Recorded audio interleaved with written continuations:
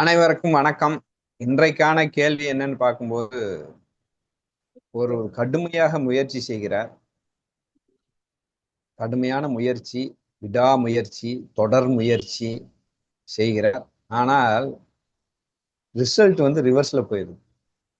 So ஒரு 20 mark எடுத்திருக்கான். ஆனா அதை விட 100 மடங்கு முயற்சி செய்யறான். ஆனா அது வந்து ரிசல்ட் 10 மார்க்ல வந்து நிக்குது. இப்போது அவன் என்ன செய்ய வேண்டும்? அந்த முயற்சியை தொடர வேண்டுமா, முயற்சியை கைவிட வேண்டுமா, அதை எப்படி எடுத்துக்கொள்வது அப்படிங்கறதுதான் கேள்வி. இந்த கேள்விக்கு முதல் ஆன்சர் என்னன்னா, ஒவ்வொரு முயற்சியும் நான் என் சுதர்மத்தில் செய்கிறேனா அப்படின்னு சொல்லணும். ஸோ எப்போ வந்து ரிசல்ட் வலிக்குது அப்படின்னா, 2 விதத்துல ரிசல்ட் வலிக்கும். ஒன்று, தான் சுதர்மம் இல்லாமல் அந்த செயலை செய்யும் போது அது கடுமையான கஷ்டப்பட்டு வேதனைப்பட்டு அந்த செயலை செய்வான். ஏன்னா அவன் சுதர்மத்துல இல்லை, அது அவன் இயல்புல இல்லை, தன் இயற்கையில இல்லை, தன் நேச்சர்ல இல்லை. அப்படிங்கும்போது அது இல்லாத விஷயத்தை ஒரு ஆசையினாலோ பற்றினாலோ ஒரு ஈகோலையோ அதை பிடிச்சு தொங்கிட்டு இருக்கோம் அப்படின்னா, தனக்கு வராத ஒன்றை நான் பிடிச்சு தொங்கி கொண்டிருக்கிறேன் அப்படின்னா அது கஷ்டப்பட்டு தான் பண்ணுவான். அப்ப அந்த கஷ்டப்படும் போது முழுக்க முழுக்க மைண்ட் ரிசல்ட் ரிசல்ட் ரிசல்ட். ஏன்னா ரிசல்ட்டுக்காக தான் சுதர்மத்தை இழக்கிறான். ரிசல்ட் மேல பற்று ஆசை இல்லைன்னா சுதர்மத்தை இழக்க வேண்டிய அவசியம் இல்லை. ஸோ அப்ப தான் சுதர்மத்தை இழந்து விட்டதன் விளைவு ரிசல்ட் எதிர்பார்க்கிறான். ரிசல்ட் உல்டாவா மாறவும் வாய்ப்பு இருக்கு. ஏன்னா சுதர்மத்துல இல்லாமல் செய்யும்போது எஃபிஷியன்சியும் வராது. ஸோ அப்ப அது உல்டா வந்தவொடனே மிகப்பெரிய மன உளைச்சலுக்கு ஆளாகிறான். அப்ப முதல்ல செக் பண்ணோம், என்னுடைய சுதர்மத்தில் நான் செய்கிறேனா. இதுல எப்படி செக் பண்ணிக்கலாம்னா, செயல் இன்பமாக இருந்தது ரிசல்ட் வலித்ததுன்னா அது சுதர்மம். செயலே கடினமாக இருந்தது ரிசல்ட்டும் வலித்தது அப்படின்னா அது சுதர்மமே இல்லை. ரெண்டாவது பாயிண்ட், செயல் இன்பமாக தான் இருந்தது, அது சுதர்மமாக தான் இருந்தது, எந்துவாக எனர்ஜியாக ஆக்டிவாக நல்லா வந்து பண்ணேன். ஆனா ரிசல்ட்டை வந்து வரல அப்படிங்கும் போது எனக்கு கஷ்டமா இருக்கு அப்படின்னா, சொதர்மத்திலே பலனை எதிர்பார்க்க கூடாது. திருப்பி திருப்பி எல்லா ஸ்லோகத்திலையும் ஞானதேவர் சொல்லியிருக்கிறார். அப்ப சொதர்மத்துல விருப்பு வெறுப்பு இல்லாம, அகங்காரம் இல்லாம, நான் செய்கிறேன் என்ற பாவம் இல்லாமல், ரிசல்ட் துளி கூட எதிர்பார்க்காமல் அந்த சொதர்மத்தை செய்திருக்க வேண்டும். அப்ப அந்த ரிசல்ட் துளி கூட எதிர்பார்க்கல, ஆமா பண்ணும்போதுதான் பூரணமா அந்த சொதர்மம் வரும். ரிசல்ட் எதிர்பார்த்துட்டோம்னா சொதர்மம் கொலாப்ஸ் ஆயிரும். சொதர்மம் கொஞ்சம் என்ன ஆகும், கரப்ட் ஆயிரும். ஸோ அப்போ அந்த கரெக்ட் ஆனதின் விளைவு அது கடினம் தெரிஞ்சு அப்புறம் மறுபடியும் வந்து அந்த ரிசல்ட்டுக்காக நம்ம கஷ்டப்பட வேண்டியது இருக்கு. அப்போ ஒன்று புரிஞ்சுக்கணும், சுதர்மத்தை நான் பூரணமாக விருப்ப வெறுப்பு இல்லாமல் பண்ணிட்டேன், ரிசல்ட் எனக்கு பிரச்சனை இல்லையே, நான் ஆனந்தமா இருந்தேன், எனக்கு பிளாட்ஃபார்ம் கிடைச்சது, சூப்பர் அருமை வேற லெவல் அப்படின்ட்டு பூரணமாக தன் செயலிலே திருப்தி அடைந்து ஆனந்தமாக இருப்பான். ரிசல்ட்டை பற்றி அவனுக்கு கவலையே இல்லை.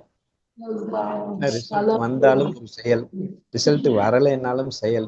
ரெண்டுமே சுதர்மத்தில் இருக்கும்போது செயல் தான் எனக்கு என்ஜாய்மெண்ட் அப்படின்னு சொல்லும் போது ரிசல்ட்டை பத்தி எனக்கு கவலை இல்லை. ஏன்னா என்ஜாய்மெண்ட்டுக்கு அங்கே குறைவே இல்லை அப்படிங்கிற மாதிரி வருது. ஸோ அப்போ சுதர்மத்தில் என்னுடைய இயற்கையில் என்னுடைய இயல்பில் நான் வந்து பலனை எதிர்பார்த்தாலோ அகங்காரம் இருந்தாலோ இந்த பிரச்சனை வரும். ஸோ அதை வந்து அவன் களைகிறதுக்கு போராடணும். மூணாவது வந்து அவர் வந்து என்ன நினைச்சிட்டாருன்னா, பலன் பலன் பலன் செயலை சுதர்மத்தில் செய்யும் போது கண்டிப்பா அதற்கு பலன் உண்டு. கண்ணனே சொல்றான். பலன் இருக்கு, பலன் இல்லாமல் எந்த செயலும் இல்லை. இங்க பிரச்சனை என்னன்னா, தான் நினைக்கின்ற பலன் வர வேண்டுமே அப்படின்னு ஒரு முட்டாள்தனமான எதிர்பார்ப்பு. அங்கதான் பிரச்சனை. சோ தான் நினைத்த பலன் வர வேண்டும் ஏன் நினைக்கணும்?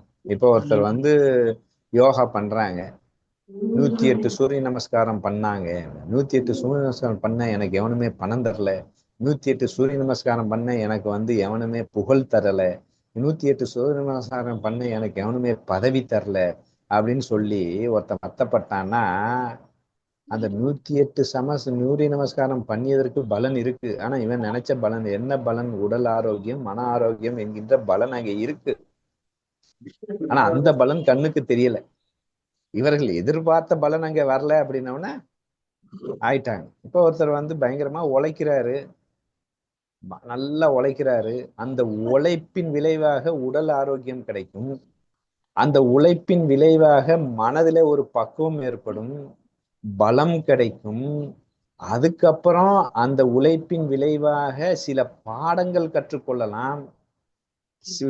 இப்ப தோல்வி அடைஞ்சிட்டாரு அப்படின்னா அந்த சுதர்மத்துல இருக்கிறவன் ஏன் தோற்றார், எப்படி தோற்றார், எதற்காக தோற்றார், தன்னுடைய யுத்தியை எப்படி மாத்தலாம் அப்படிங்கிற அந்த நிகழ்வு. ஃப்ரெண்ட்லி மேட்சே விளையாடுறேன், சுதர்மத்துல தான் விளையாடுறேன், பலனை எதிர்பார்க்காம விளையாண்டாலும் எனக்கு ஒரு பால் மிஸ் ஆகுதுன்னா எங்க என் வீக்னஸ் எங்க என் ஸ்ட்ரென்த்து பார்த்து அதை டேட்டிக்ஸை மாத்தி நான் என்ஜாய் பண்ணிட்டு இருக்கிற மாதிரி அந்த டேட்டிக்ஸை மாத்துறதுக்கு எனக்கு ஒரு நாலேஜும் அறிவும் அதுவும் ஒரு பலனு, உடல் ஆரோக்கியம் ஒரு பலனு, மனம் பலப்படுகிறது ஒரு பலனு, புத்தி வந்து அகங்காரம் வந்து அடியாகுதுல.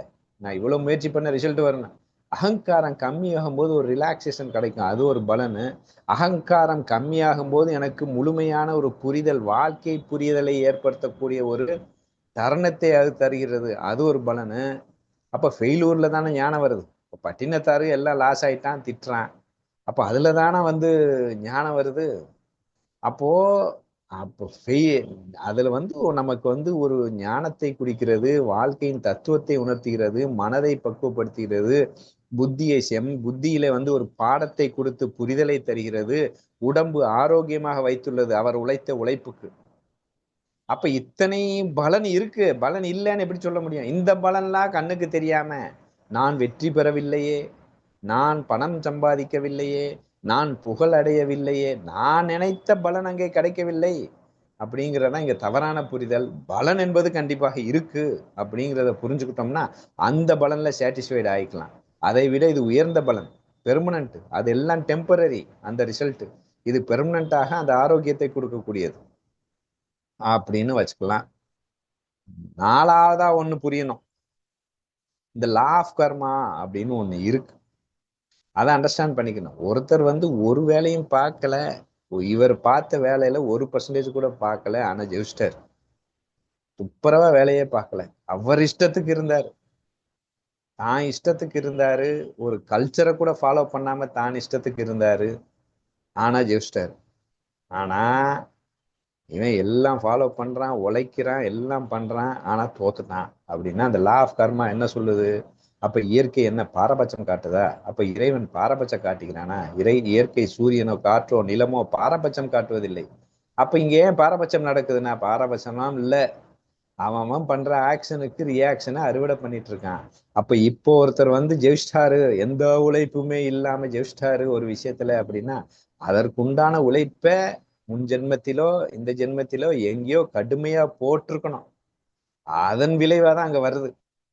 அதனால இவர் இப்ப போட்டார்ல இந்த கடுமையான உழைப்பு, அவர் எதிர்பார்த்த ரிசல்ட்டே கூட நாள் கழித்து வரும், அடுத்த ஜென்மத்தில் வரும். அவர் சும்மா உட்கார்ந்திருந்தால் வரும், ஏன்னா இப்ப உழைத்தது வீண் போகாது, இதனுடைய விளைவு அங்க வரும். நம்ம பார்த்தோம் இல்லையா, ஒருத்தர் வந்து பயங்கரமா யோகா பண்ணுவாரு, டயட் இருப்பாரு, நல்லா பண்ணிட்டு இருப்பாரு, அவருக்கு ஒரு பெரும் வியாதி வந்துடும்.